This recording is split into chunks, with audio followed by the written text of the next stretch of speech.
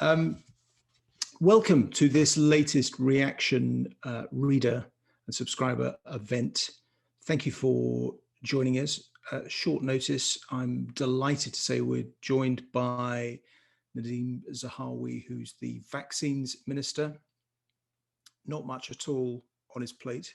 So thank you for sparing the time. We've got loads of questions from readers, and we'll open it up to some reader questions. I just really want to kick off firstly by asking you to tell us, where are we now precisely? What are the latest numbers, and what do they think they tell you in terms of how the vaccination program is going?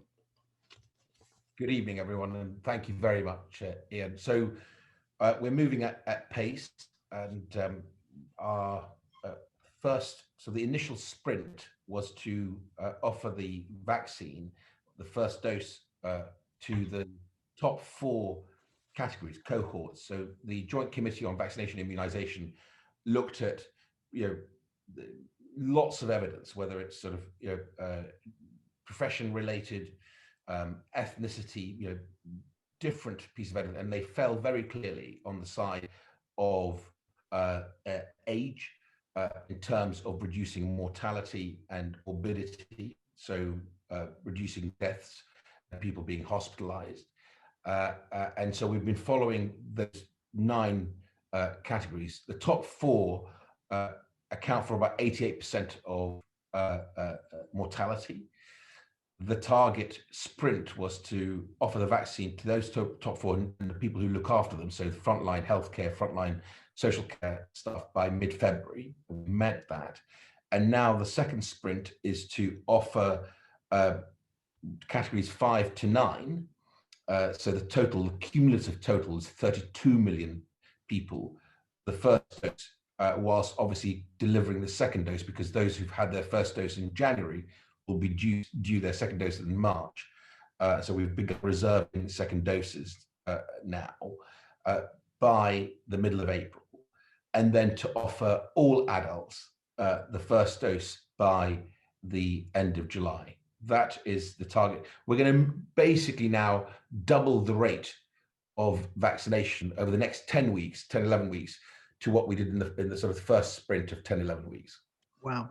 There's been a bit of a dip recently. The numbers as of today seem to be back on track. What was that dip about? Because it's rather worrying, because the vaccine's such good news, and people live by tracking those numbers, and they took a big dip. What was behind that?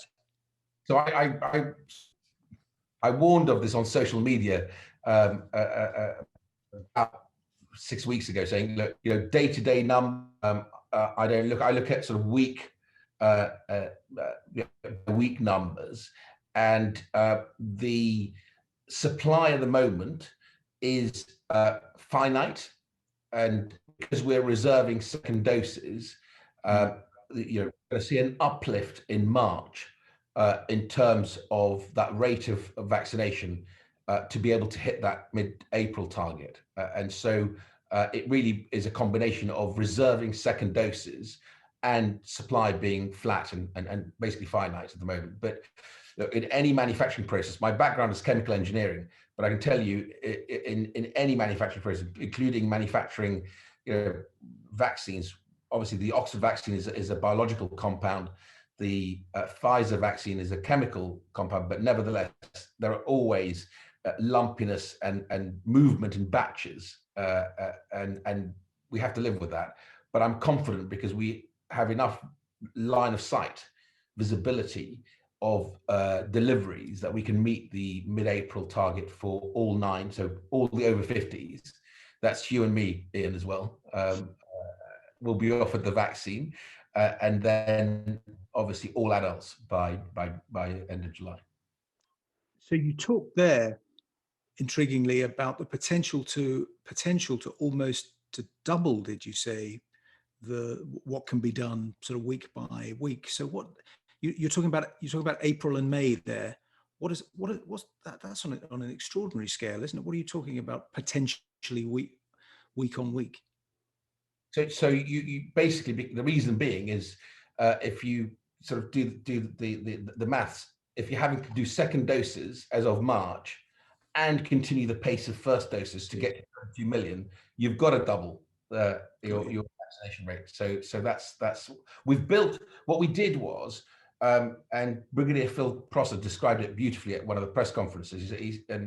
He said it's like standing up a national supermarket chain in about a month and then growing it 20% week on week to get an infrastructure that is able to deploy at the rate that we knew we're going to need to get to, because we could see the vaccines obviously being manufactured and the supply coming through. Because what you want to do is build your infrastructure so that when the vaccines come, you can deploy at speed. You don't want to do the opposite, which is, you know, have a smaller infrastructure and fill your warehouses full of vaccine until you then build it out. So we've done it the right way around, in my view. And then once we move beyond that into the territory of vaccinating under 50s, I mean, do you think then there's been, I was going to say a lot of controversy, some controversy about questions of, you know, who should be vaccinated, which particular groups? Do you envisage the government concluding that there's a bit more scope then to prioritize individuals based on professions, for example, teachers? So we asked the question of the Joint Committee for Vaccination and Immunisation, and I think they're about to pronounce on this imminently, or at least an interim report and then a full report in mid-March for us to be ready, obviously, as we get towards that mid-April deadline when we move into phase 2.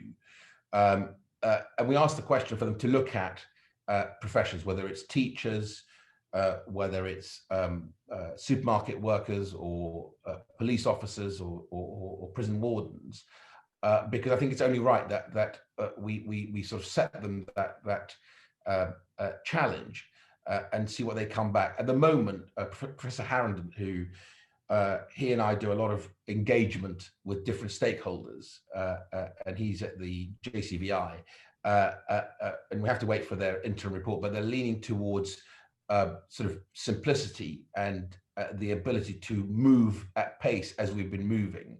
But we'll wait for their report to us, and then we'll follow that. We will absolutely. I think one of the I guess successes of our deployment, if I step back and just think about it, is obviously to build the infrastructure, to have engaged very early on as the vaccines task force and the supply side, and to at risk invest in manufacturing capacity in the UK when we didn't know whether that vaccine would succeed or otherwise. We saw the Sanofi vaccine didn't work, whereas the AstraZeneca Oxford vaccine did.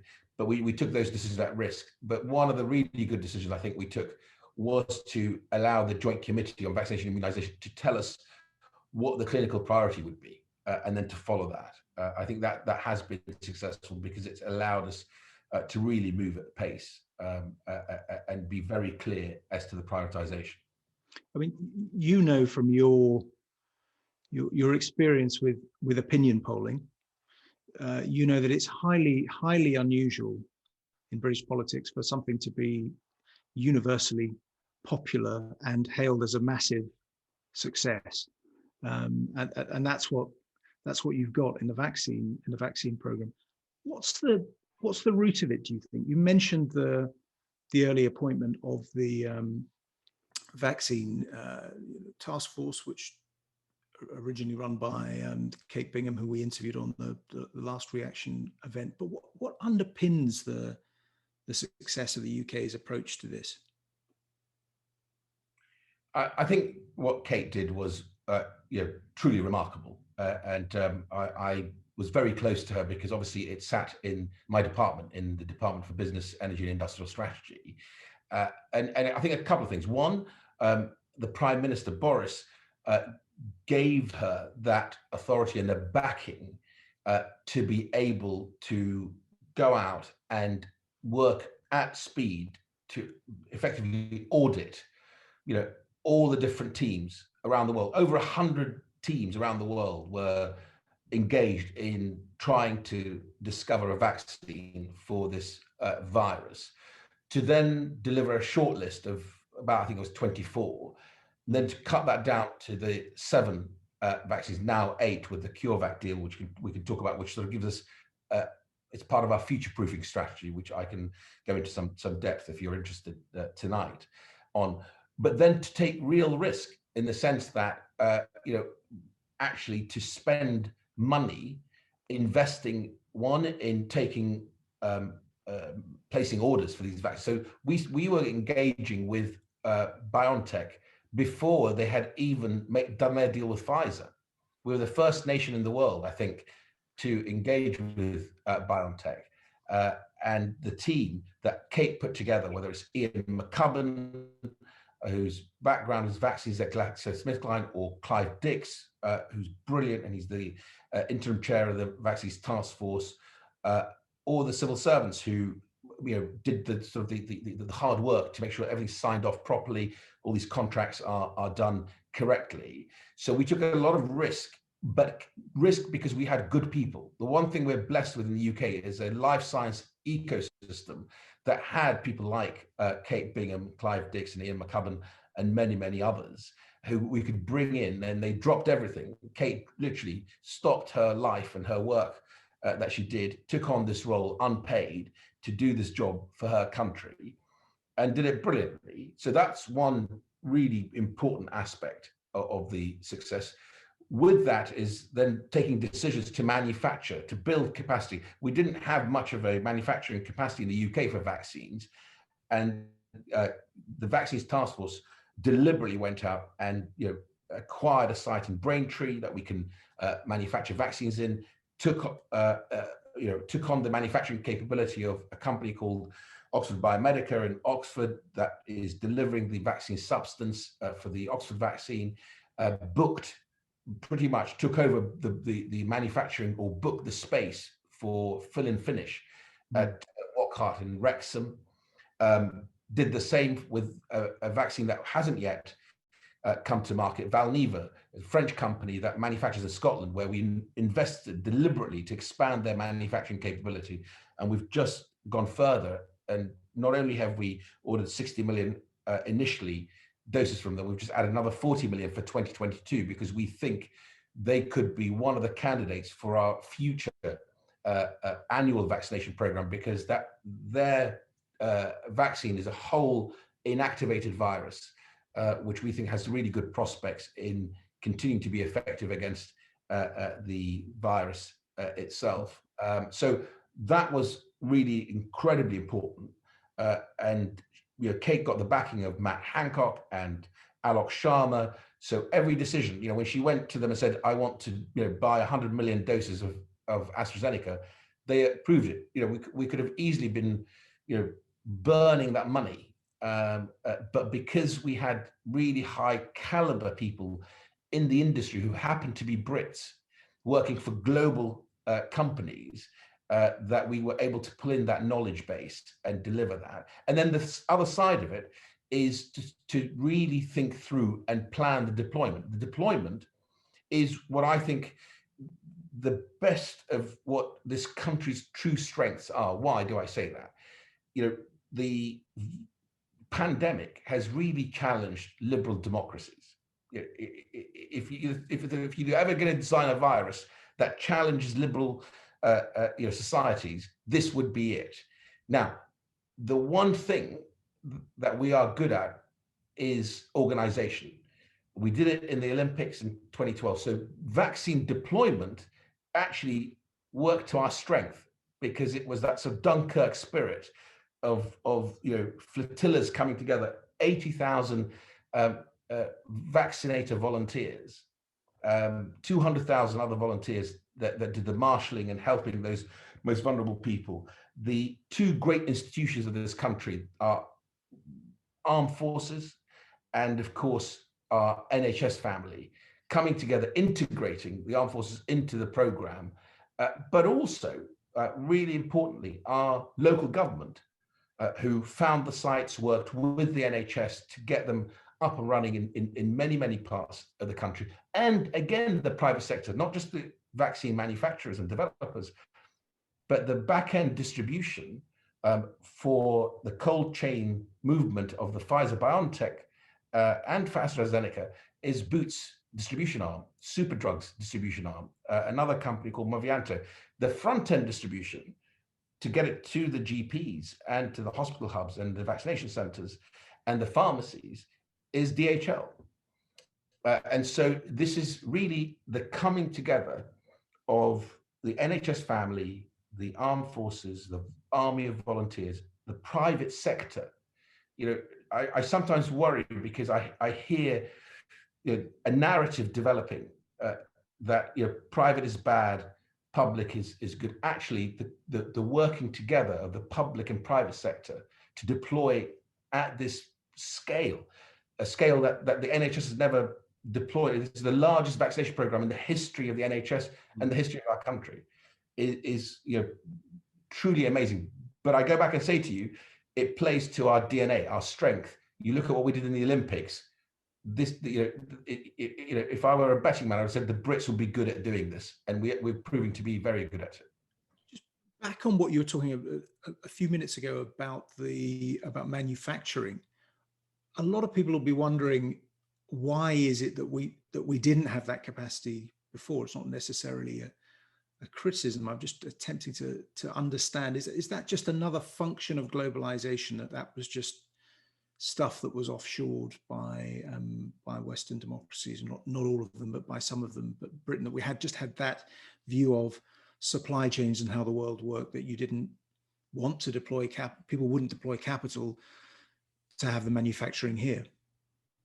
So you're absolutely right. So if you look at our life science ecosystem, which is incredibly vibrant, but it tends to be very much around discovery and science. So we have great universities, Oxford, Cambridge, Warwick, and in my patch, others, of course, around the country, that do incredibly good work. You look at what we've done with genome sequencing, and the work that we are able to do. We account for just under 50% of all the sequencing of the COVID virus in the world. And we've just it's absolutely extraordinary, the numbers. When you look at the chart, carries a health warning. There are a lot of graphics around at the moment, but I think the US is somewhere in the 40s in terms of its capacities. I think I've seen it listed at number 47, and we have this exceptional capacity. Incredible. And where we are really good is the sort of the high end. You look at the cell and gene therapy work that we do, really, really high quality, high end discovery and manufacturing. We've got some manufacturing capability. So we've got, you know, fill and finish. We've got you know, places like Oxford Biomedica, but again, nowhere near what we used to have. So a lot of medicines manufacturing has moved offshore. You're absolutely right. And diagnostics. If you look at the reason you know, we were challenged very early on with this pandemic is in terms of testing. So diagnostic kits.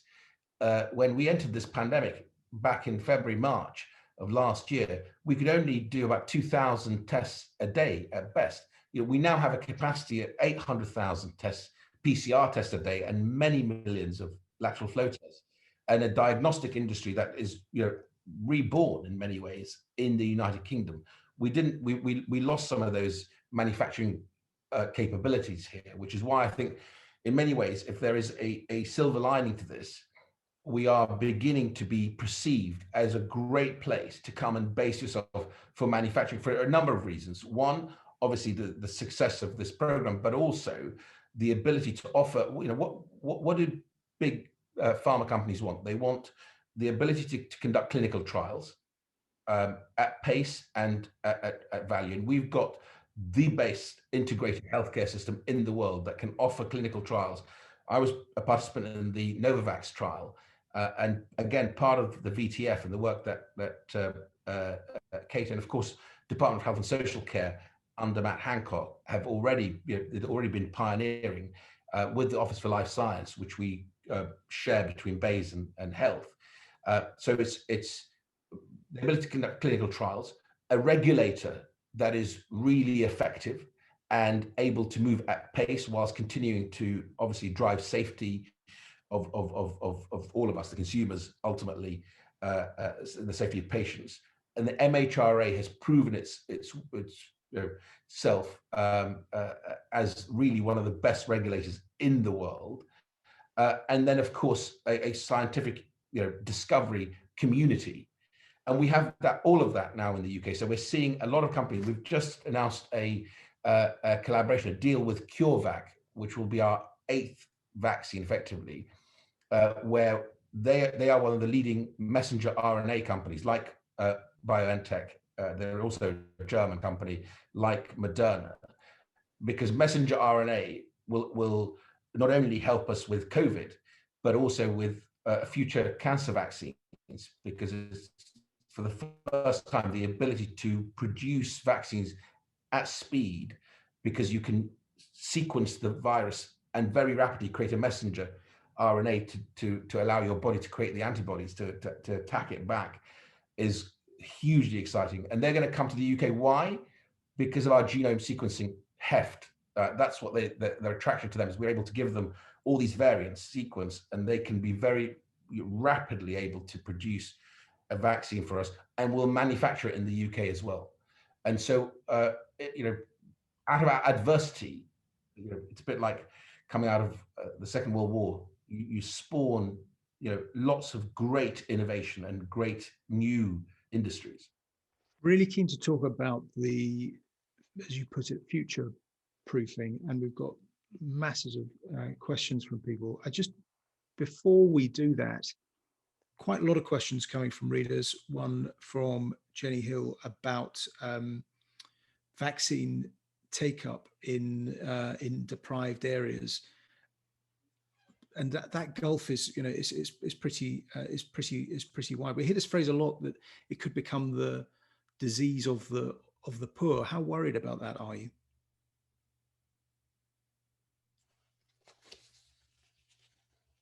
It is concerning. So one of the things we did, very strategy. How do you deploy the vaccine?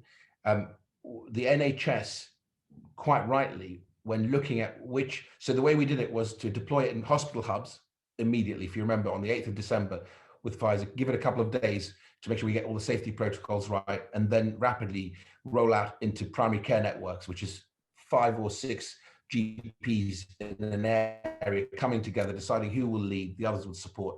And that's the backbone of the deployment, is the primary care networks. The GPs, thousands and thousands of them now, all deploying at pace. When we designed that deployment and the phasing of it, we look at the NHS has a deprivation index that they look at. So we want to stand up more primary care networks, more GPs in those areas. And what we're doing now is going even further, where we have a piece of software that looks at postcode and the number of people vaccinated in each cohort by postcodes. Today, in our data release, we're able to share with MPs constituency by constituency take up, and so they can see the data for their constituency. We share much more granular data with local government, with directors of public health and local government. So we have a big focus. I launched the take-up plan on the 13th of February in terms of how we're doing this. And a big pillar of this is information sharing, obviously then communication. But the evidence, Iain, which is really interesting, and we can talk more about this, especially when it comes to, for example, those carers of the number 1 category, which is the residents of elderly residents of social care homes, is actually, yes, there is obviously a bit of hesitancy and some of them wanting to wait and see, but actually much of it was access at a convenient time and a place to suit their work patterns. Some of them work shifts. And so what we're doing now is using this postcode software to see where we can have pop-up vaccination sites that are not open all the time, but will go into, whether it's the Abbas Mosque in Birmingham or the East London Mosque or a church. We are looking at how we make sure the vaccine is available to people at a time and place that is trusted by them and is convenient to them. Is it? I mean, you've talked a lot about you've done a lot of work on encouraging vaccine uptake among ethnic minority groups, but how do you do that? How do you get that balance right? Because there's a danger, isn't there? If you're dealing with conspiracy theories, it's not enough to just go on television and say this is a conspiracy theory, and if someone's liable to believe it, partly because of social media and family networks, then that can almost be perceived as part of the conspiracy. It's very, very difficult communications challenge. How do you do it? It is. And so we've got, obviously, as well as the national communications plan, which you're going to start seeing more of as we move down the age cohorts, there's a regional and then there's a hyper local. So going to media outlets that particular communities we know actually watch or read or listen to. But as well as that, we've got a unit in the Cabinet Office, which actually was stood up last March, which is the COVID misinformation unit, that's now focusing very much on that, working with the social media platforms to bring to their attention any sort of disinformation, misinformation being put up so they can take it down. But actually, if you step back, the best way is somebody you trust, right? Someone from your community. So one of the things we've done is a Communities Champions program. We're putting about 23.75 million quid into identifying those through local government who people trust in different communities, and then empowering them and resourcing them to be able to take the message out. Faith groups. I was speaking last night to many Black church leaders. Before I came on this call, I was doing a call with the Hindu community. So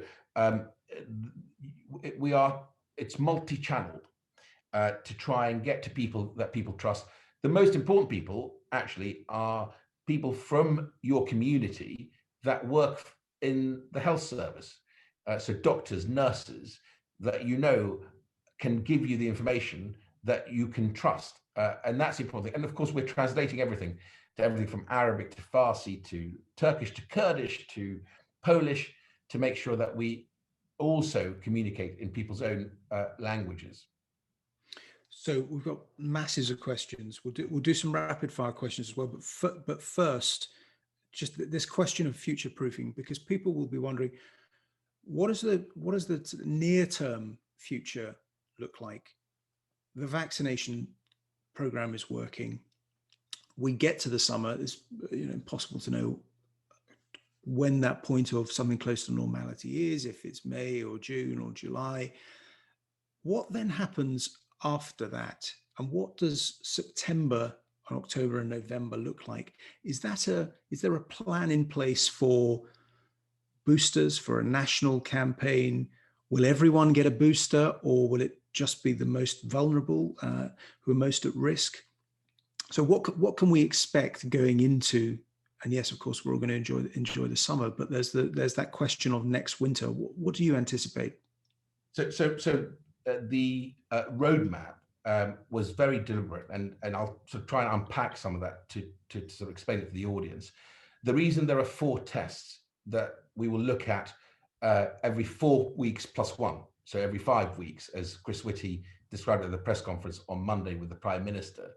The 4 tests are: 1, that the vaccine deployment program continues at pace; 2, that we get more and more data on vaccine efficacy, and we're beginning to see really good data. So there was the Public Health Scotland data demonstrating that both AstraZeneca and Pfizer vaccines offer very high levels, 90% for both, in terms of protection against serious infection and hospitalization.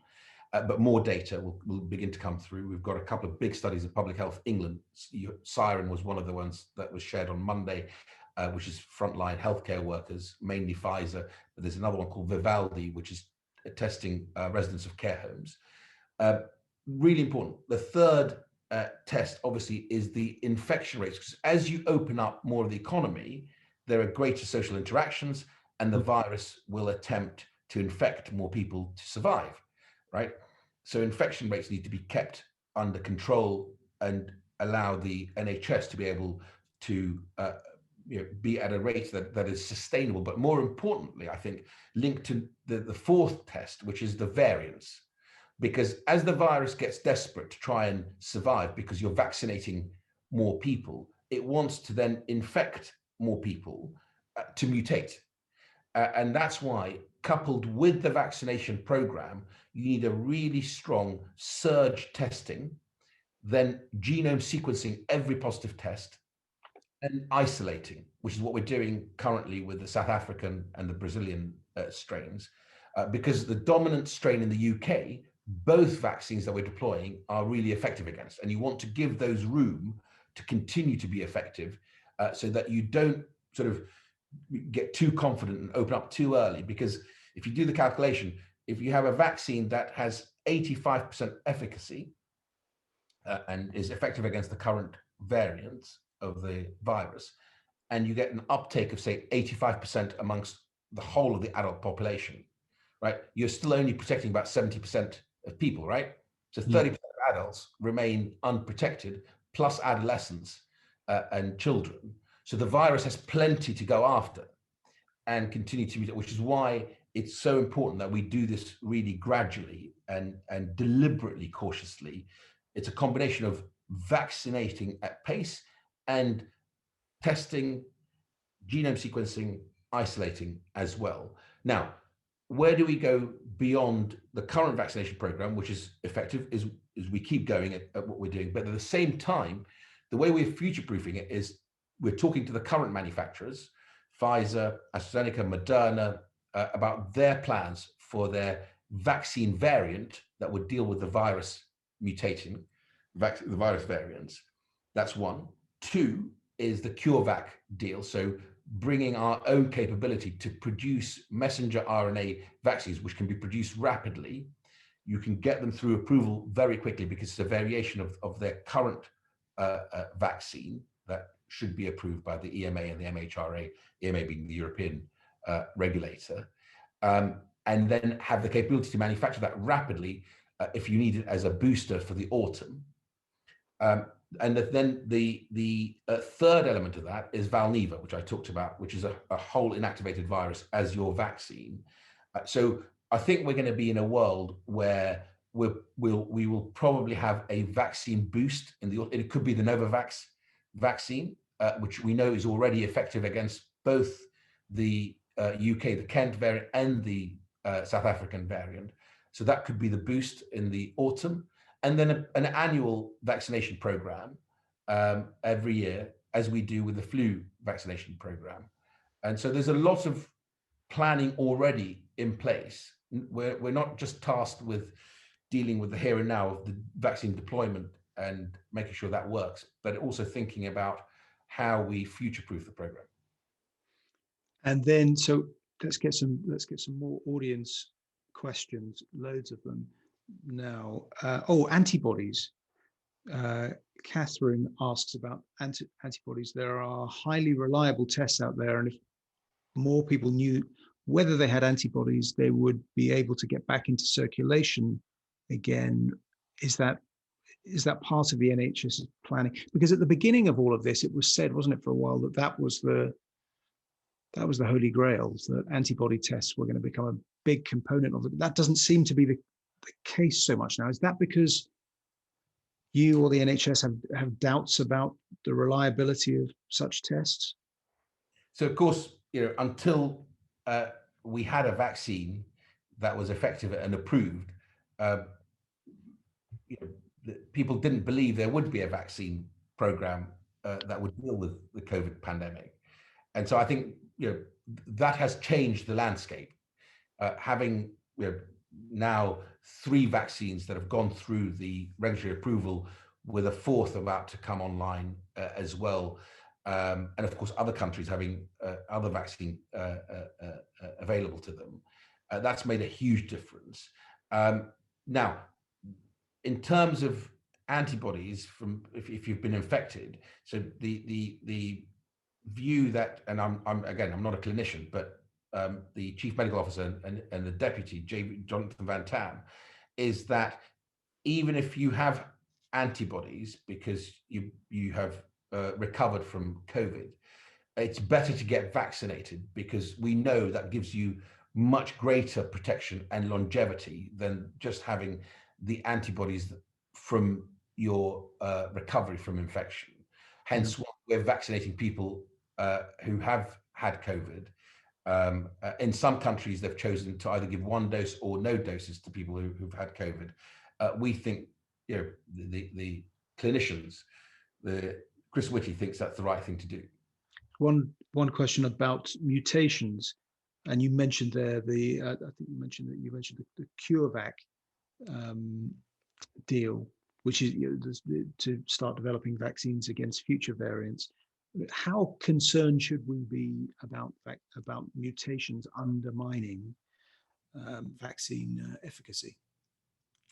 So the current vaccines that we're deploying are incredibly effective against the dominant strain in the United Kingdom, and that's a good place for us to be. Hence why I spoke about the 4 tests, which is also to make sure that we, even if you break the link between infection and serious illness and hospitalization, which I think the vaccines will, from the data we're beginning to see from Public Health Scotland that I spoke about earlier, that they have 90% effectiveness against serious illness and hospitalization.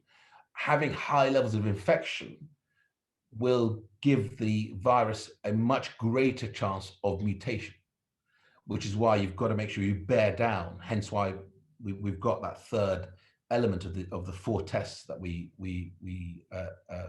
announced. And so it's really important that we keep an eye on that.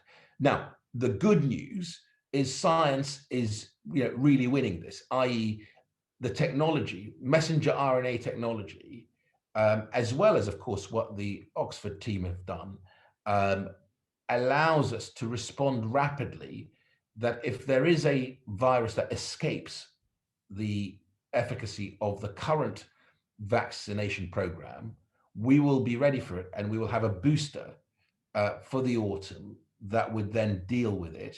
And then as we do, so what happens with flu, just so that people get it, every year the WHO will agree, the scientists will agree that there are 3 flu strains around the world.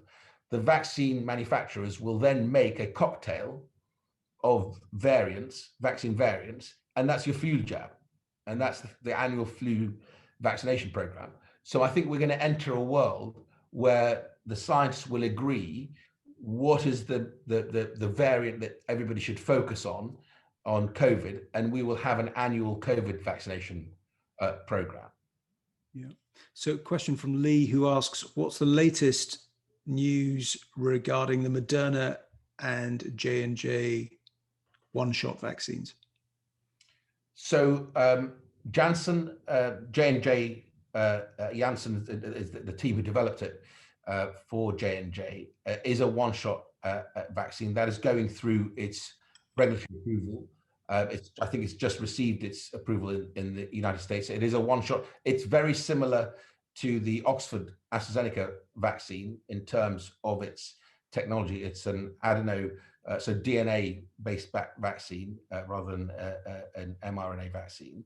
That is one of our vaccines, one of the 8 now vaccines that we've got supply of. And Moderna as well, that's coming in the spring. That's already approved by the MHRA, and that we've got 17 million doses on order for Moderna. They're also, I mentioned earlier, the sort of the 3 strategies for future-proofing. One is talking to the current manufacturers. Moderna are already looking at a variant of their vaccine to deal with the South African variant.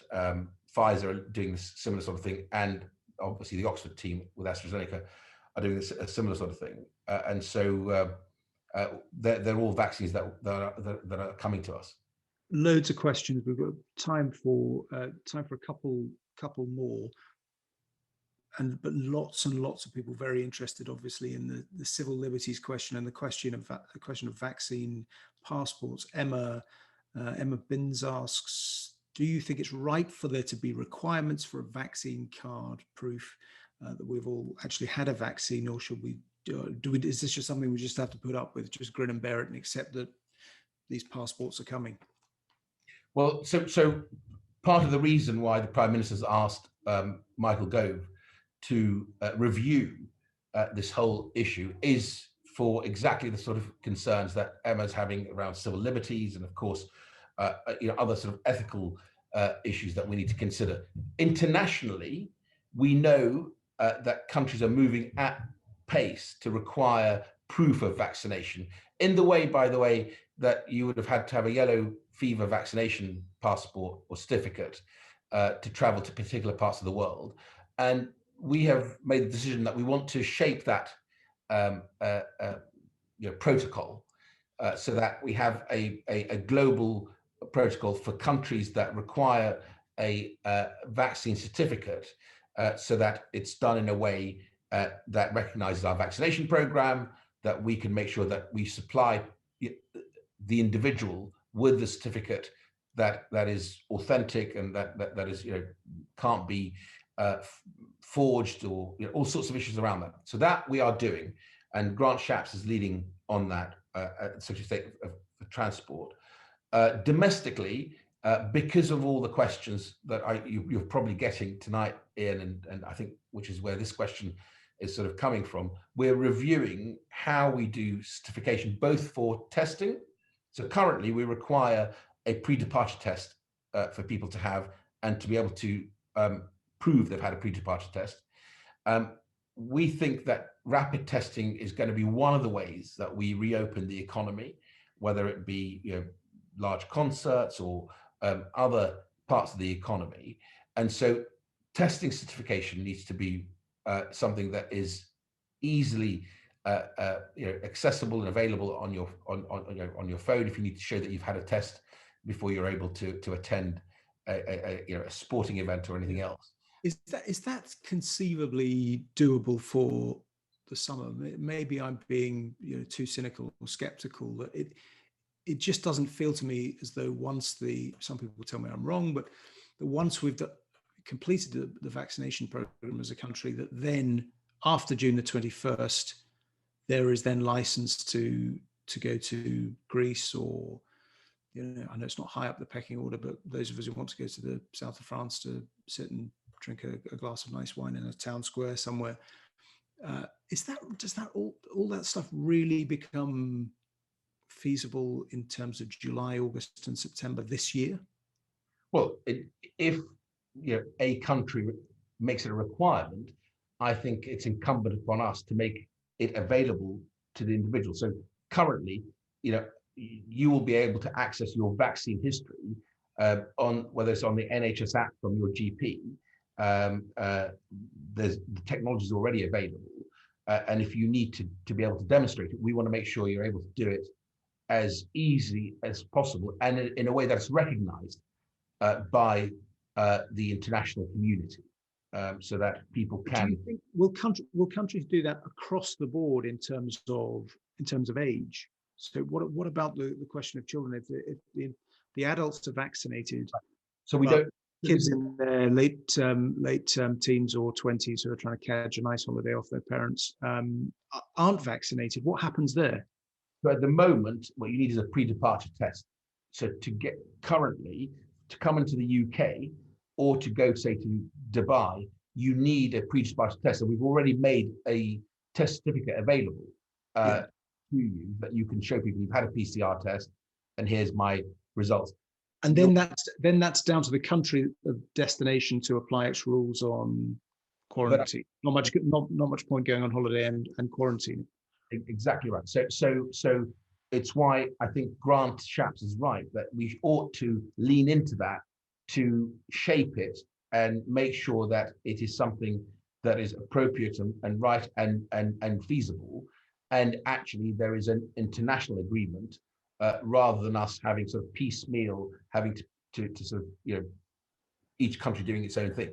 Yeah, I think that's the right thing to do. Domestically, we want to review it because there are there's as many questions as there are answers, which is why we're not making a decision. It's vaccinations are not mandatory in the United Kingdom. I do think the rapid testing will have a role to play. So we currently, the NHS frontline have been doing it for months now, the lateral flow test before they go to work. We now do it in Parliament. I go in, I get tested, within half an hour, it's on my phone, and we have to do it sort of twice a week. And of course, I think that the testing certificates will be probably the most important bit of this, certainly in the short term. We'll see what happens with transmissions data on vaccination. I think that's a much longer term, which is why I think this review is so important. Yeah, well, that's positive and encouraging for those of us and those of our listeners and readers wanting to get abroad. Final question is a great question from Marek Matrzek, subscriber in Poland. Is there scope, he asks, after all UK citizens have been vaccinated, to then offer the vaccine, even at commercial rates, to UK nationals abroad, happy to fly in, quarantine, pay a market rate? Otherwise, here in Poland, we're waiting until second half of 2022. So obviously the NHS will offer it to all UK nationals in the United Kingdom. So if people are able to come home and are eligible residents of the United Kingdom, then they will be able to get the vaccine. We're offering it to undocumented migrants in the UK as well. I think it's important that we protect all communities, because as I said earlier, the virus will find a particular community that's unprotected and will go through them like wildfire, which we don't, we were not going to be a bystander to this, which is why I'm putting so much effort and resource into this uptake plan that we spoke about earlier. But in terms of excess doses, we are going to offer them the bulk of them through COVAX, and then some of them on a bilateral level with other countries, but we're not looking to make a profit out of them. We're looking to help the rest of the world. Actually, credit to Boris, when he actually set up the vaccines task force under Kate Bingham, there were two remits. One is find the best candidate vaccines and option them and build manufacturing in the UK for them. But two, make sure you have a plan to help the rest of the world. How are you going to help? Because no one is safe until the whole world ultimately is vaccinated. And that's very much part of our thinking. We've put over $500 million into COVAX. I think 600,000 doses landed yesterday in Accra, in Ghana, of Oxford vaccine as the first delivery through COVAX. And he actually managed to get the G7 to put another, I think, $4.3 billion last week into COVAX as well. And we've made a promise that excess doses, the bulk of which will go through COVAX. Nadhim Zahawi, thank you very much for joining us this evening. I know you're really, really busy. Thank you for taking the time. It's very much appreciated by the Reaction team and by our subscribers. If you're on this call and you're a registered reader, but you're not a full subscriber to Reaction, I can't believe that's the case. Become a subscriber, really straightforward on the website. You get lots of invites to events like this. You get my weekly newsletter on politics. You get full access to the site, and lots more to follow this spring that we're announcing. So Nadhim Zahawi, thank you very much for joining us on this Reaction event. Thank you.